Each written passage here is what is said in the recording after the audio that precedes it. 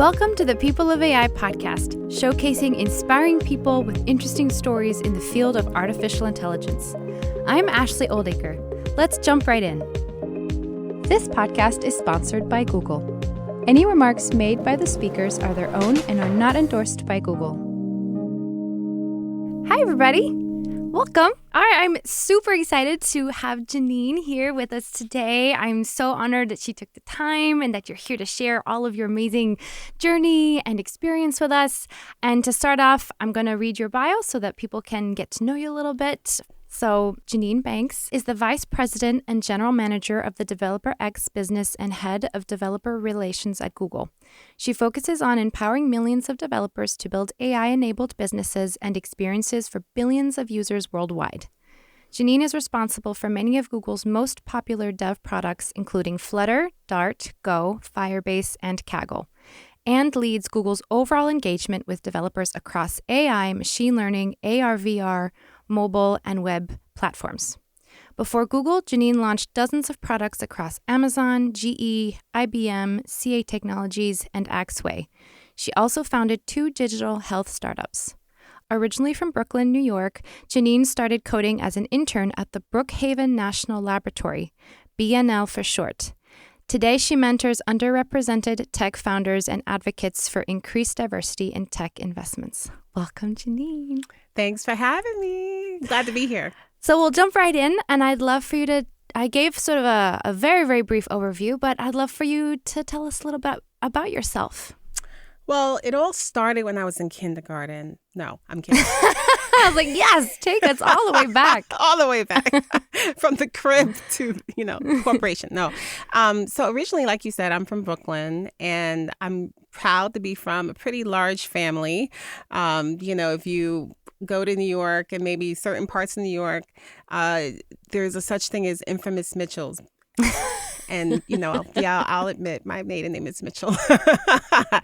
And blame my dad for that. But I'm one of 8 and one brother, a lot of females in the house. And my mom has always been such an inspiration for me because growing up in where we're from, our neighborhood, our community, it was not always the easiest place to grow up. But I think I learned a lot of great lessons. I had my mom as a role model. No matter what challenges we went through, there were also so many happy times, so many times as a family that we got to spend and have fun. But most importantly, the thing that I remember most is my mom's entrepreneurial spirit, her drive. She sold everything. Wow. Think Tupperware, think Mary Kay and Avon, but also just chocolate, homemade lollipops and, clothing, women's clothing, and turned our kitchen in our apartment into a restaurant. Wow. so an entrepreneur at heart. Yeah. Exactly. And seeing that, she was always going to find a way to make things happen, to make sure we had what we needed. And that just rubbed off on me. I just need to be creating. I need to be taking a fair amount of risk, trying new things. And I like to help other people do that too. Well, you're in the right industry for that. And it sounds like you also took that creativity and embedded it in your journey. So you grew up in this very numerous family with lots of kids and lots of people around. And how did that evolve from there into your schooling, into tech? And did that form any part of, you were saying you became more of an entrepreneur and had that entrepreneurial spirit. How did that eventually keep growing and take you to the next step? Mm-hmm. Yeah. Well, first of all, I made a joke earlier about kindergarten, not quite kindergarten, but definitely in elementary school. There were just so many fun times. I remember when we got our first set of computers in my elementary school. And we had the first Macs in our library, and then we had got some other computers after that. But it just caught my attention. I remember in class, other students were just sort of not really into it as much, but it just caught my attention. And at the same time, my dad, who was an assistant manager at a grocery store, he had a subscription to a magazine called Byte. BYTE. And I'm giving away my age because that magazine is out of circulation. But anyway, I used to read his leftover copies. He had a whole stack of these Byte magazines, the old issues, in the living room. And I would just check them out and browse as a kid. And that just, really sparked my interest in science and math, technology in general. And so years later, when I was in high school and I had the chance to do that internship at B&L, it was already some curiosity there. But I think that definitely was a time that kind of fully opened my eyes and my ambitions to go further and eventually create a career in tech. The curiosity in computers, was that linked to how it worked or the fact that there was this technology that you could interact with? What was sort of the foundations of this curiosity of wanting to learn more? It was this idea of creating, I would say. Because, so for example, there was one of the games that they had loaded on the computer was called Logo. And so we would, in fourth grade, my computer class, we would play with this game, and basically you would enter different mathematical coordinates and it would spit out a graphical rendering of using some math behind the scenes. And just seeing that creativity of creating all these geometric shapes and patterns on the screen, it was like, wow, this notion of being able to create something just from your imagination. And so I remember they paired us 2 kids to a computer. We didn't have that many as a school. And so my friend and I, we would sort of like come up with ideas of like what new patterns, what things we want to create. So yeah, I think it was just that sense of you just had to think of something and you can create that. I love that. And that has also evolved in when you were learning and coding HTML and creating the websites. Take us from that point on and how it continued, the technology kept on being embedded in your life. So when I was I think it was 10th grade in high school, my school, Longwood High School in Middle Island, New York, I'm giving a shout out. Middle Island, no. And our school had a partnership with the local college, which was Dowling College. And this was at a time when transportation systems were disjointed. Probably, we can't even think of a time when bus systems didn't coordinate with airports and didn't coordinate with seaports, like subway systems. So that's back when things were totally just separate from each other and municipalities planned them separately. But this was starting to become, with globalization and global trade, it was a need for integrating these different systems. And that's what's called intermodal transportation. So my high school and Dowling College partnered to get more students into this new intermodal transportation degree program. And so I said yes to participate as a cohort of students who were invited to do the first pilot of this intermodal transportation program. Being a part of the transportation or designing in the college, it? Both. So being in college, so 10th grade in high school, now I find myself officially a college student as well at night. Wow. And so there was a school bus that would transport us from school at the end of 8-period school day to Dowling College for 2 classes per semester. And so this intermodal transportation program, I feel that was innovation. The people that came up with that program. I have to say it was not super fun. So within a couple of months, I literally was one of 2 students left. Oh, wow.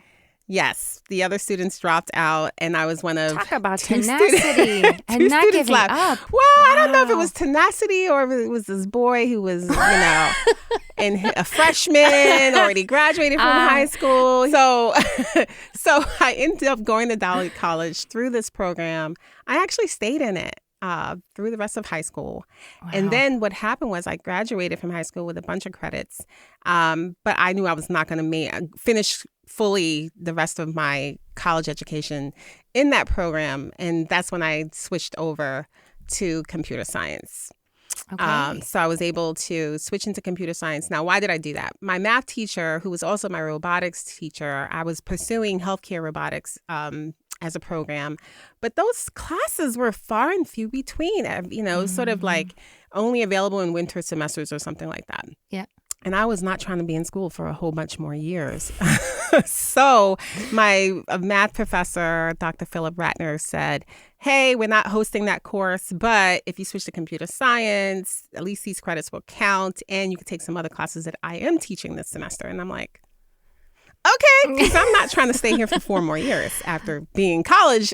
Right, and having crammed college. Yeah, exactly. Exactly. So that's how I switched into computer science, was thank Dr. Ratner for that. And I really appreciate him doing that. That's awesome. So that skyrocketed you forward. So what happened next? So, even from my first semester in college, I literally went to school. My eldest sister, she dropped me off at the college campus with $20 and a blanket and a backpack. Wow. And you might say, okay, wait a minute. The story just went like some other direction. So my mom was sick. And like I mentioned, I'm one of 8. So my sister, by this point, my eldest sister, she had 6 of her own children. Wow. And then the 6 of us, from myself and my 5 younger siblings, she took us in. No, myself and my 4 younger siblings, she took us in. So she had 11 children by the time I was in high school. I mean, senior year of high school. Wow. So she did the best she could and made sure I got through school, along with a whole bunch of other people that supported me to get through school, because that was such a difficult time in my life. It takes a village. Seriously. And so I get dropped off at college, backpack, a blanket, and $20. And basically was like, I need to hustle. So by this point, I already had been a developer for about 3 years, almost 4 years, from learning it years ago at B&L. And so I started doing consulting, side projects, helping businesses to build websites for their companies. And everybody was like, I need to get on the web. I need to hang my digital shingle, with everything that was happening with the .com boom. So that's really how I got by and kind of kept afloat. But at the same time, I got a ton of real world experience of building development teams, contracted teams across India and Eastern Europe and the US and South America, and bringing these teams together to build these new websites for these companies that were trying to go online. Well, you have so many different chapters that we could dive deeper into. I think I'd love for you to, talk about how your entry into and your journey into artificial intelligence, machine learning, how that got started. What was that sort of entry point like for you? Was it correlated with a pivotal moment in your life? Was it correlated with like a new aha moment of like, oh, wow, this technology is different? Or was it kind of an evolution of like, okay, well, I studied, statistics, or I was part of this, this evolution of big data and working with, working within the industry. And then it sort of was the next obvious stepping stone. Yeah. No, this is another non-traditional route. But so years later, so I mentioned I was doing consulting while I was still in school. Then I graduated, got a job as a software developer at a couple startups. Then I went into Canon USA, US division of Canon Inc., the camera company, copier company. And then I moved into an enterprise software company called CA, which back then was like top 5 largest of software companies in the world. And then I went and did another startup stint, .com bust and economic downturn of 2008. Ended up going to a competing company of the startup that I was at, Sterling Commerce, which was like an offshoot of CA Technologies. And then within a couple of months, Sterling Commerce was acquired by IBM. Oh, so I ended up at IBM.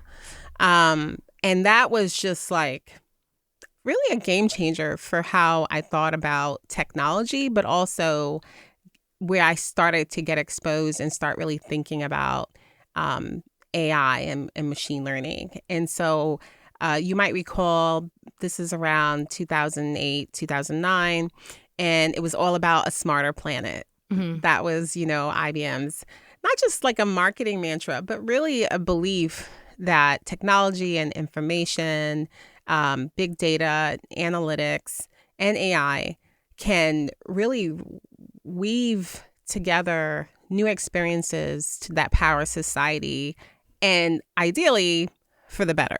Mm-hmm. And so that just was so inspiring for me. And I remember joining IBM through the acquisition of Sterling Commerce. And we got orientation just like regular IBMer employees.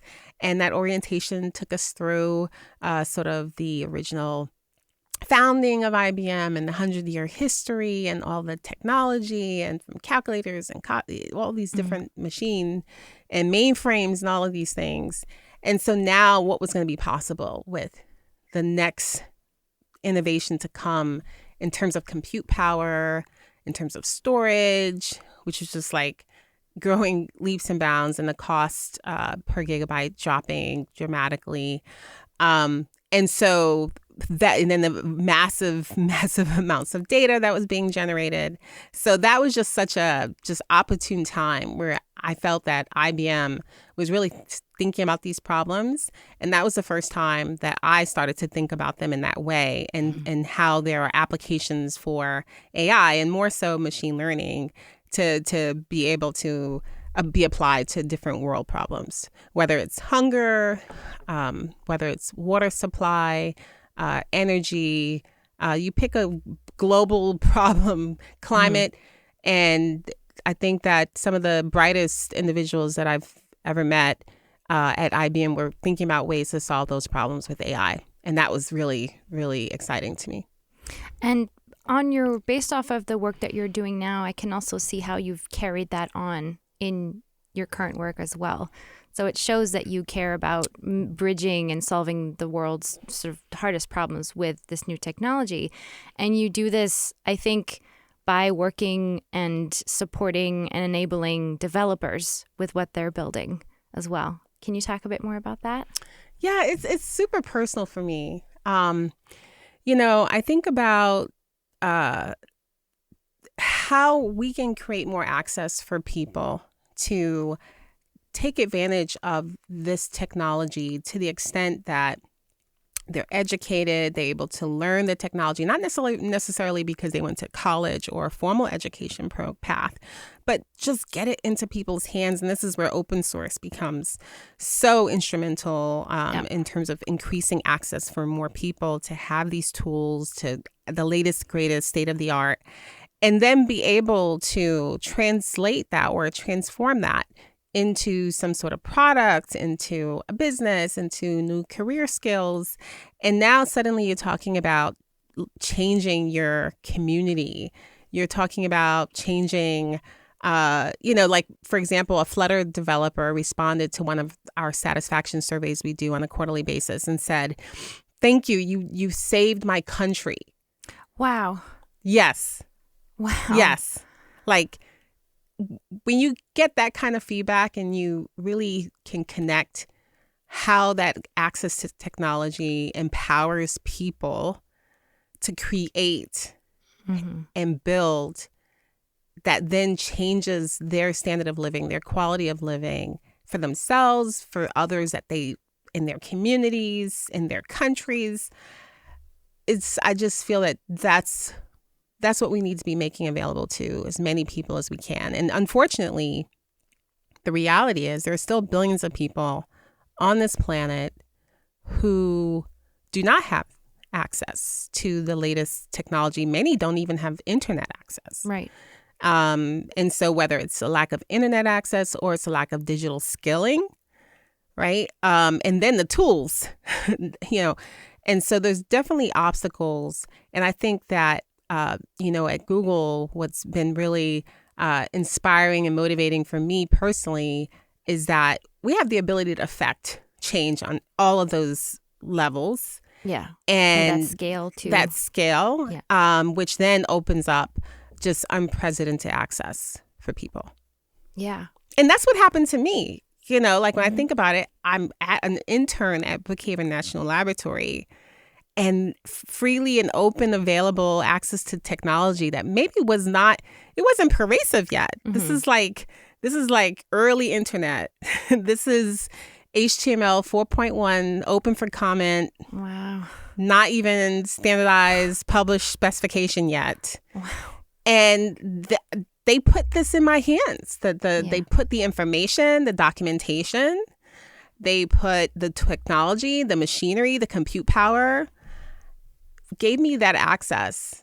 And so being able to then turn that into something empowered me and set me on this journey. I'd love to talk about this concept of access, because I feel like AI has there's been these multiple doors throughout history that has enabled access to technology. And you talked about one when you were at BNL. And I feel like AI has created more of this.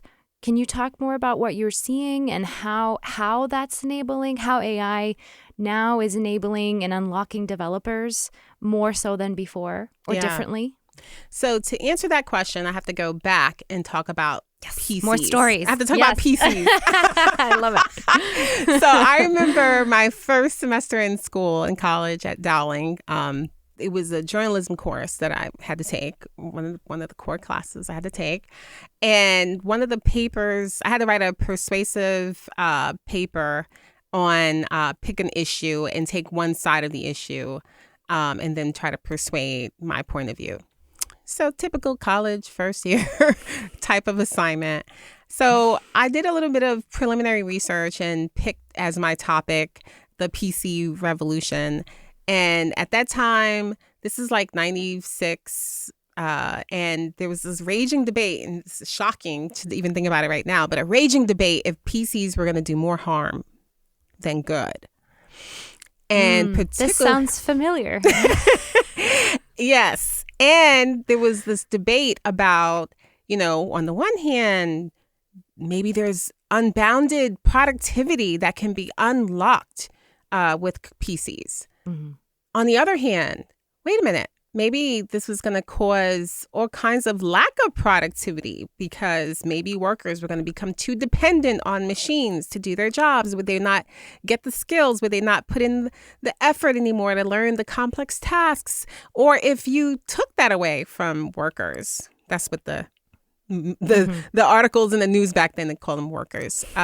If you put that into technology, well, do worker salaries go down? Do you need less labor? Mm-hmm. Does this sound familiar? Yes. I think so. It sounds familiar. Yes. And so now, but then this sort of played out. Mm-hmm. We've had time to see. Mm-hmm. And yes, massive productivity boom over a decade plus, couple of decades. And we've seen like just never before. And so I think that the conversation about AI is a very similar one of like, wait, more productivity, mm-hmm. Or is there danger or risk here? Is this going to cause less opportunity for people versus more opportunity for people? And the reality is, I think there's in total, overall, there's going to be much more opportunity for people that we can't even imagine what those opportunities are mm-hmm. today. And it's sort of, that's just how new technologies and technology adoption curves happen, where mm-hmm. you can't really predict what it will be 5 years, 10 years. Right. You can only look back and go, oh, wow, can you believe we got here compared to 10 years ago? So I think that it's a similar kind of trajectory and sort of cycle, but maybe it's happening a bit more compressed right now. Right. Because I think just a year ago, we weren't talking about pervasive use of AI within a professional or business setting. And when it comes to developers, we weren't necessarily talking about a couple of years ago, 90-something% of developers having access to AI and using it in their daily workflow to some extent. Now we are. Yeah. Right? Yeah. And so there's been different innovations that have been introduced over the last few years that have made that possible, which I think is great. It's great for the overall industry, whether open source or even proprietary technologies that have come out. I think it's all just going to advance the possibilities of what we can do. Yeah. And I do think that, even developers, they tell us in the research that we do that AI is helping them to be more productive. It's, for example, not only in coding tasks, being able to automate some of the coding type of work, but other parts of the software development lifecycle, from generating tests or helping to fix bugs that are in code, helping to, ensure great safety and security in how software is built, and so on and so forth. This is all very exciting. And Google has released so much since December of last year between Gemini, AI Studio, Projet IDX, Kaggle models, new hardware, and a host of capabilities on Vertex AI. And now, Gemma. So let's lay everything out, starting with Gemini. Absolutely. It's just been amazing, Ashley, to see so much innovation coming out of being in the Gemini era and how the developer community, researchers, partners are responding to all the different releases. With Gemini, we introduced our most capable model, and we introduced it in 3 sizes with Ultra, Pro, and Nano. And it just gave you the chance to see the breadth of different use cases that you can get through our API across those different sizes. And now we realize that it's really important for us to continue to lean into the commitment we have to the open source community by providing an open model for everyone to be able to create and innovate around as we do so in the most safe and responsible way. So I'm kind of new to this. So you have Gemini Ultra, Gemini Pro, Gemini Nano, which are all sort of under one sort of system. And then you have these open models. What's the biggest difference? Well, the key thing to recognize is that, our Google DeepMind team and our researchers at Google have spent a lot of time building the science and technology behind Gemini.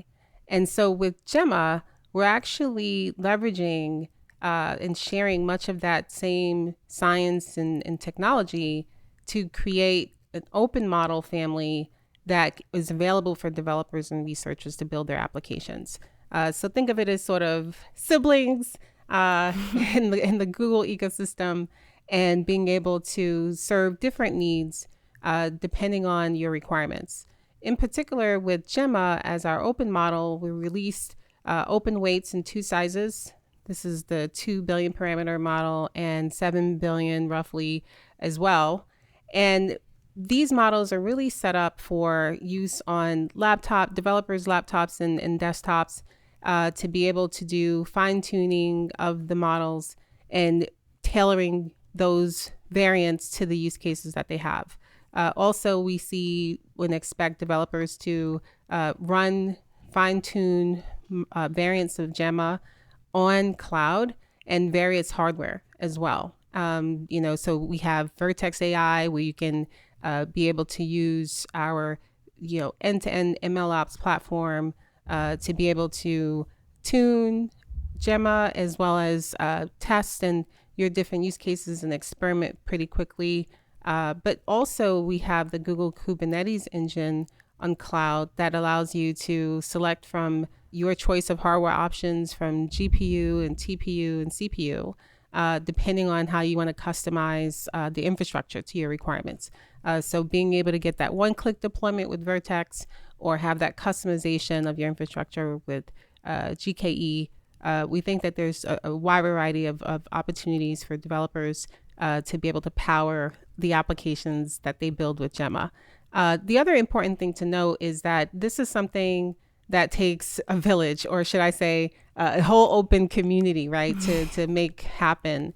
And so we've made it a real priority to make sure, like we've done in the past with open technologies, to partner and collaborate with all kinds of contributors externally and partners. So for example, we work closely with Hugging Face to make sure that Gemma models work well and are supported in the Transformers library, and also being able to publish and share amongst that community, as well as with Kaggle, being able to access not only from a licensing standpoint, consenting to terms there, but it's the largest community for AI and data science as well. So imagine being able to run competitions and be able to share learnings and share solutions for different use cases right there.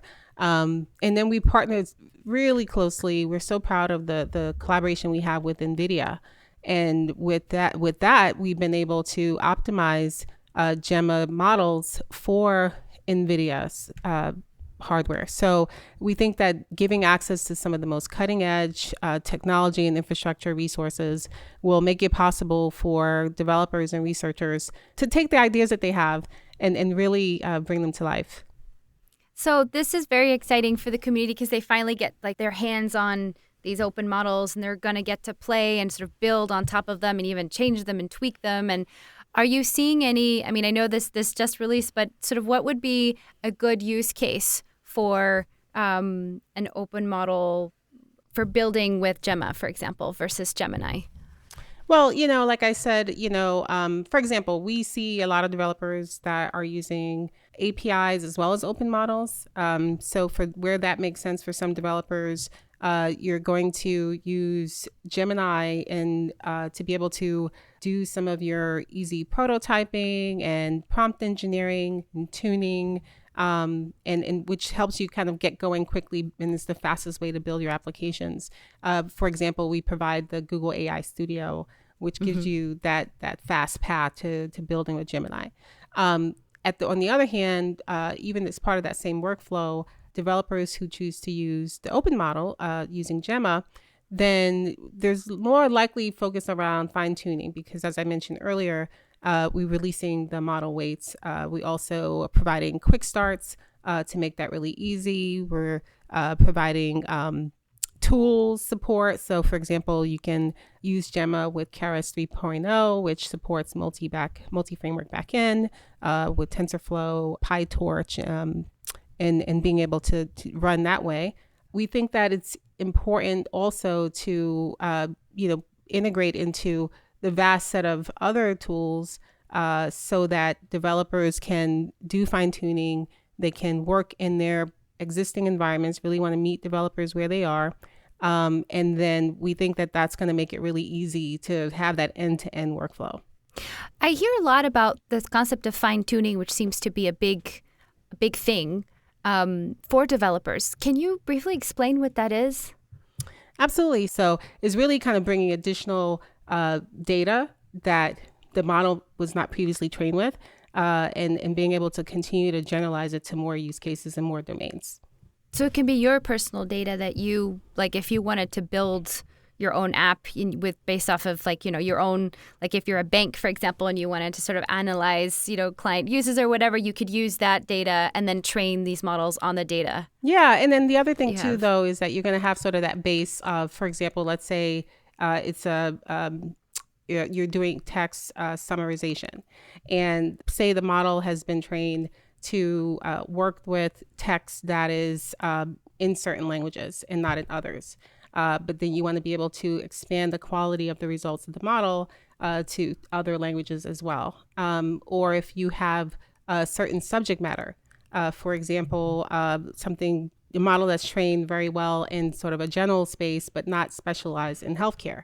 So then you want to be able to fine tune to the terminology, the medical workflow, the different constructs that are relevant in healthcare, and be able to leverage text summarization, but in the healthcare context, and have a higher quality result. Oh, that's fascinating. Yeah, I'm starting to get it now. I'm not a developer, but as I can start to understand why a developer would be super excited by these new releases. This sounds very, very cool. And so we expect, like you could just imagine, the possibilities are probably endless because there's so many domains. I mean, we have hundreds of countries, so you're going to have different local concepts, ideas, institutions, just so many different things that people will come up with. And that's really the point too, is being able to provide open models that allow developers to use this technology in a really safe and responsible way, but come up with things that, perhaps we didn't come up with. And I think that's the benefit of open communities in general, is advancing the field. Yeah, absolutely. And I know sometimes when a new tool comes out, it's easy to be like, this is awesome. How do I use it?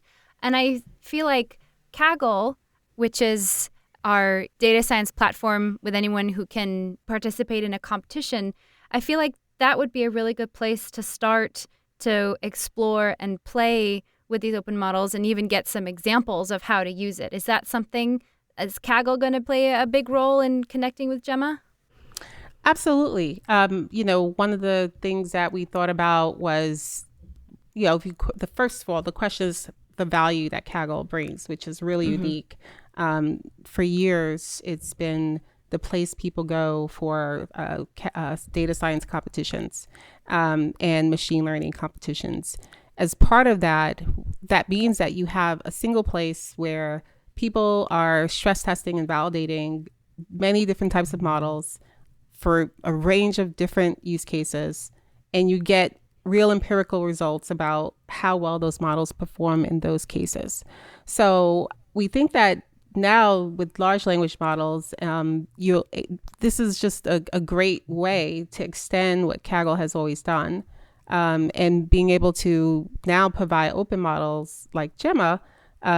Developers will be able to continue to push the field forward through competitions, sharing the solutions that they build, as well as the various resources that go with that, whether it's the data they use for fine tuning or being able to share the models, the variants that they create. So we do expect that there will be a lot of different variants that developers and contribute, and that then provides the opportunity for someone else to take those and apply them to their use case. That's super exciting. When you say like competitions, a Kaggle competition is where you say, hey, developer community, build this with this goal. And then the community goes out and builds it and then it's reviewed. Or is it like, here is a model, use this model and build something with it, or here, create your own model, or sort of what are the competitions like? How do they look? Like, what is the format really of a competition? Yeah, that's a great question.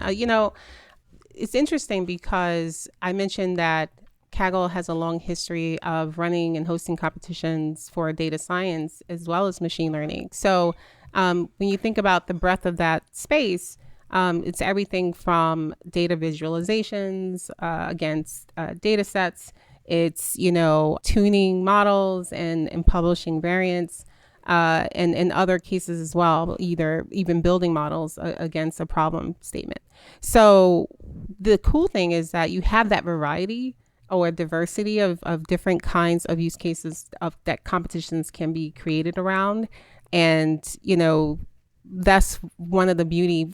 One thing that's pretty cool too is each year we run a survey for all Kaggle users to share their perspectives on what they're using from a tools perspective, how they are seeing the field evolve, some of the things that they need to be successful, and things generally that's on their minds.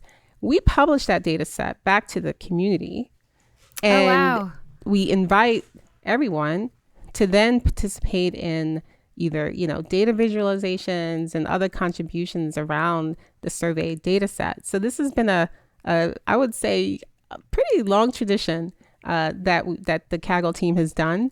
And now with Gemma and other open models, that I just continue to see some really interesting things come from the community. Very excited to see what is created and what our community builds.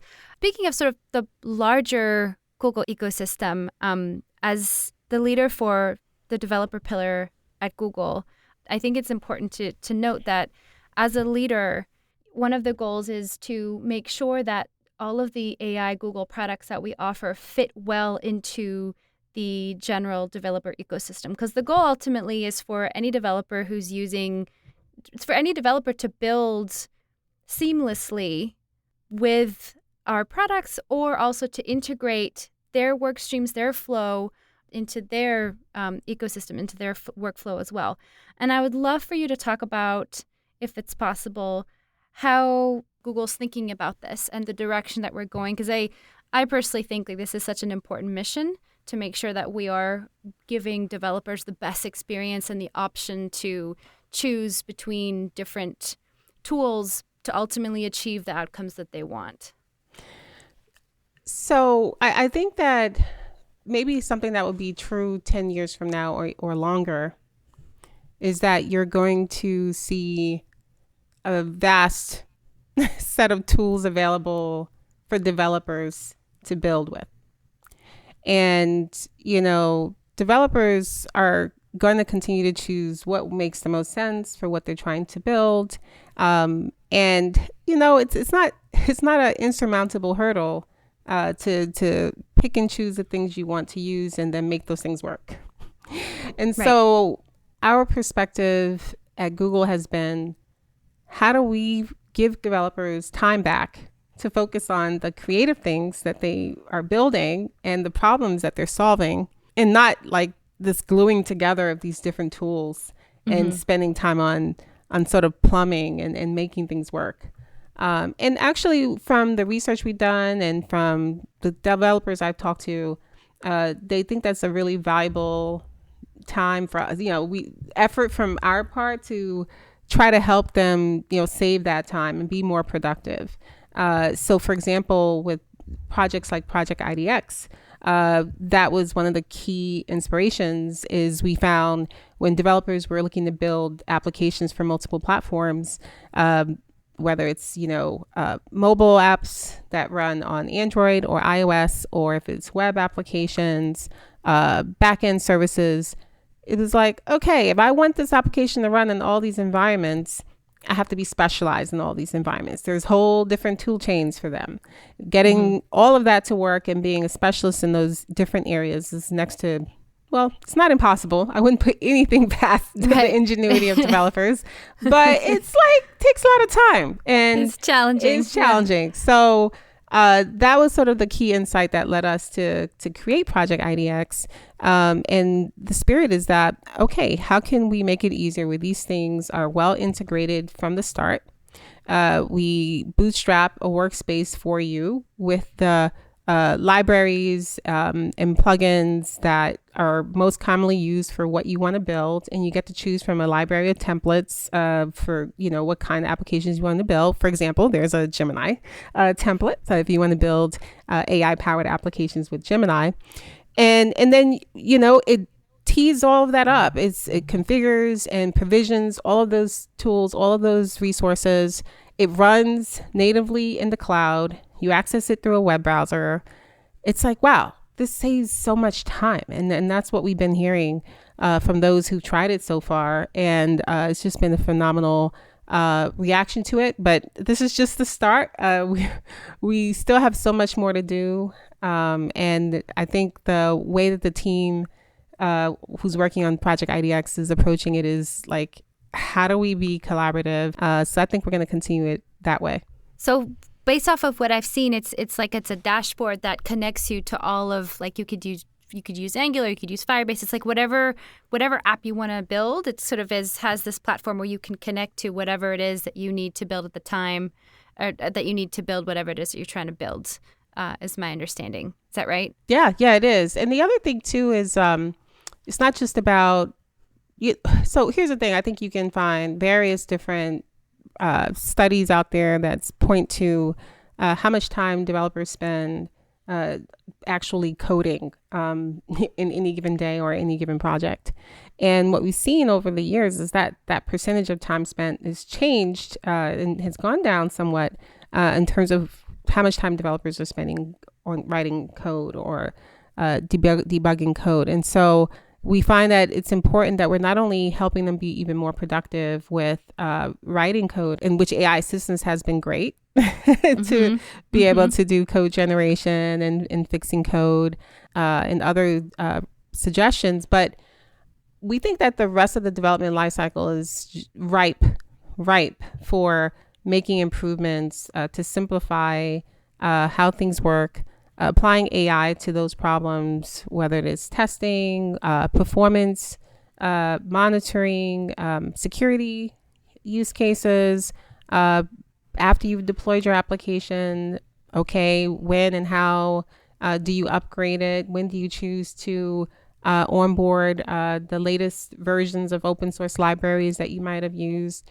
So there are a whole host of questions that have to be considered. And from what we've been hearing, those are places that developers would like us to help make that easier as well. So I think you're going to see over time, of course, continuing to focus on making it, the whole coding workflow is much easier, but it's really about the whole development lifecycle and helping developers get time back in their day. I love that. Yeah, I saw in Project IDX there's a feature where you can, call out Gemini. You can be like, hey, so how do I write this piece of code? And it'll generate it, and you can copy paste and iterate. And there's a great video and we'll link it in the show notes about, how it's being able to use. So it's super exciting, and it just seems like it's just such a helpful tool to make the process easier for sort of integrating different things too. Oh, for sure. And, the other nice thing too, we just gave Project IDX another boost. We just introduced some additional features for AI assistance.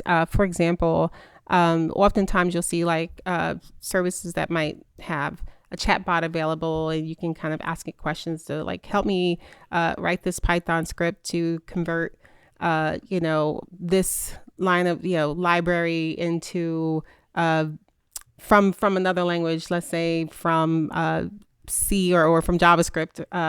And so the cool thing is that that's out of line, that's out of band. But now we have inline features. Right there in your code, you can interact with Gemini and be able to get help or get assistance to complete the code, but even generate code based on your natural language description of what it is that you want to do.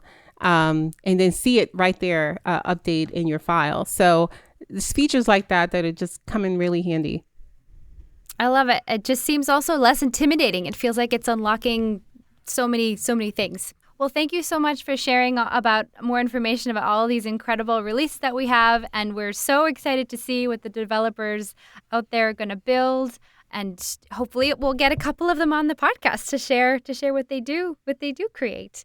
And I would love for you to maybe share a little bit of your experience of who inspires you being a woman in AI and being a woman in this space. Thank you. I really love this question because so much of being in not just in AI but in technology is about the inspiration that we get from so many of the forerunners who put down the train track, so to speak, for being able to run forward in this space and make a difference. And so we talked today about the importance of open source and open communities for innovation, but also when it comes to AI, how we can provide this technology to the open ecosystem in the most responsible and safe way, and helping everybody build applications safely. So someone that comes to mind for me that inspires me is Marian Croak. Marian is our leader of our responsible AI and human-centered technology team in Google Research. And she and her team has been working across the company as well as with industry to help define responsible AI principles as well as tools that can help us all to practically apply those principles in the things that we build. And so when I think about that, it's really something that I try to approach my own work and the things that I'm doing. Is how do you get scale? It's one thing if you build something, you come up with an idea, you build something, and it benefits yourself or a small set of people. But when you create something that can lift all boats, can lift everyone's skill and capability, then especially in spaces important as the advancement of AI, and doing so in the open, then wow. I mean, the impact of that, I can imagine of Marion's work and what her team does will be felt for years, if not generations to come. So that's super inspiring for me. I hope that I can continue to do work that is helpful to people. And I don't know if I'll have as grand an impact as that, but hopefully it'll be things that matter to a lot of people out there. Well, I think you being a leader in the space and as a woman, I think, is inspiring enough as well. It's inspiring too. I mean, it's inspiring to me being on your team. I also feel like it just brings a different perspective. We've been talking about this concept of intelligence, right? Sort of we're building artificial intelligence, and there's just all different kinds of, I've been doing a lot of thinking recently about sort of what intelligence is and how it's defined. And it can be defined in a very specific way with values associated to certain kinds of intelligence. And I think the value of having women, men, a diverse group of people that are thinking about the engineering pieces of it, the product pieces of it, the responsible ethical pieces of it, just help to sort of really bring forth this idea of like what intelligence is and what we're putting out into the world in a way that feels more wholesome and feels more just representative of the people who use our products, the people who build our products as well. And so it's a real pleasure and an honor to see you and Marianne and other people sort of in leadership positions that are helping to bring and make sure that these perspectives and these ethical considerations are really at the forefront of what we're building and how we're serving our community. I couldn't have said it better. I couldn't have said it better. And so I think on that note, I'll just close with saying that having access, giving people access, as broad access as possible to technology with the proper safeguards, the proper guidelines, is just so critical. And when we're advancing new technologies that have so much potential in the world to impact the world, like AI, having as many people represented in that work and contributing to that work as possible is going to, I think, lead to the best outcome. Agreed.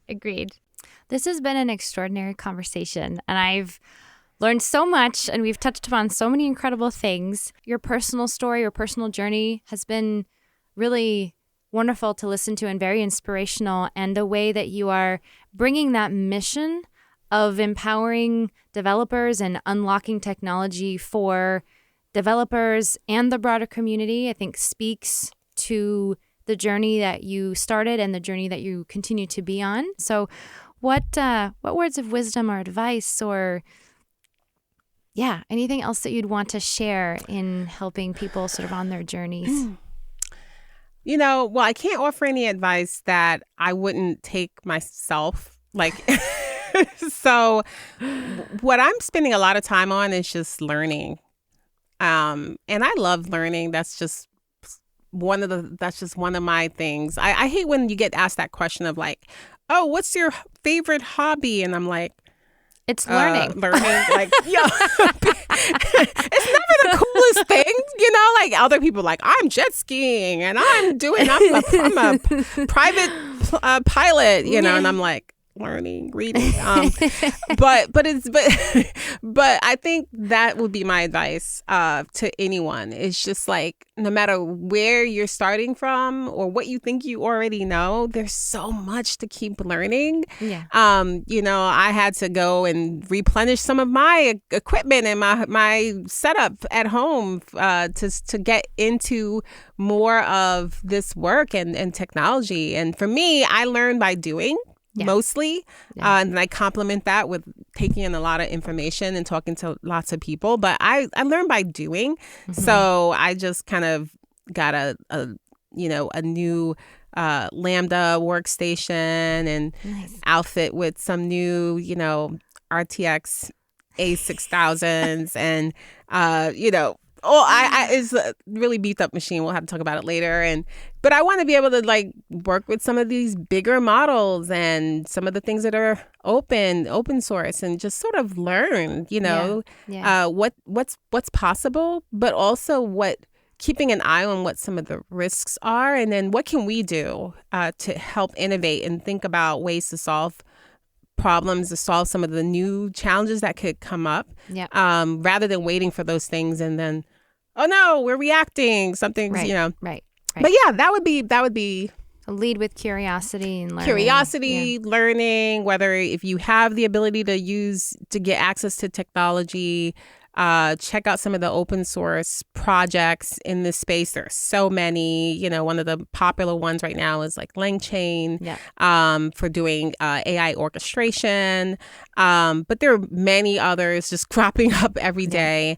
I would also say continue to not only learn by doing, it's my preference, but there's just so many people with, insights, who are exposed to some of these things. So try to build your network.